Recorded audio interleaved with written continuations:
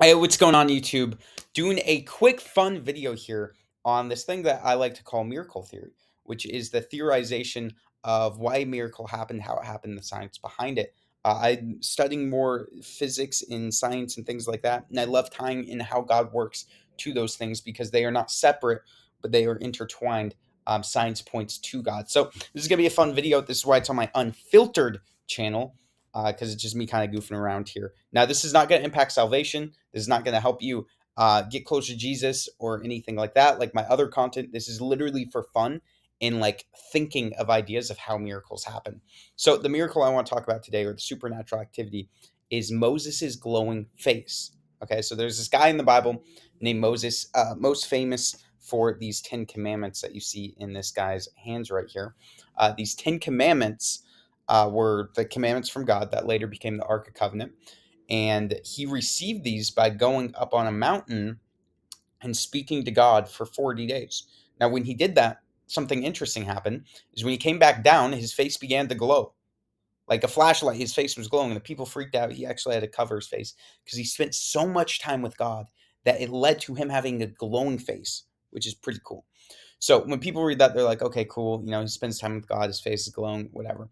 But when I read that, I was a little curious. Why is his face glowing? Like, what's the science behind that? And as I dig more into like cool stories of like miracles and things like that, and obviously, if anyone watches my content, you know that I have a very blessed ability to get in the presence of God and have divine interactions myself with the Lord, which is topic for another day if that's the first time you're hearing it. And one thing I've noticed about myself is when I get into the glory and the majesty of Jesus, my body begins to like freak out and vibrate.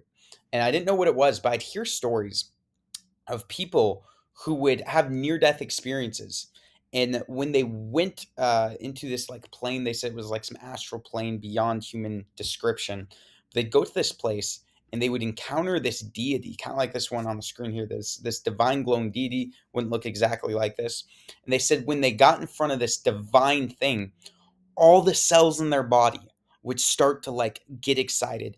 Everything in their body was praising this deity in front of them, which I believe to be the Christian God Yahweh. Okay, so they would freak out, they would get super, super excited. And when I heard this, I had this connection that pieced together. Because we know in science, there's these things called atoms. Okay, most people know what an atom is. And inside an atom is What's these going on, things YouTube? called. It's your professor, Aaron. What's going on inside this atom is these things called electrons are circulating this thing called a nucleus. Okay, now the electron, the cool thing about them is they are filled with energy. They have so much energy inside them. They're bursting with energy, and sometimes they get so full of energy they start to shake and freak out, and they let something go called a photon. So kind of like this, we have the nucleus, and then we have the neutron, or not neutron, but the electron shoots out this thing called a photon. Now, a photon is a particle of light. This is how light is formed. The same way that you can see me right here, light is coming out of your computer, phone, or TV screen. It is emitting photons. Okay, so photons get sent out when something given an electron has too much energy that it needs to let it out.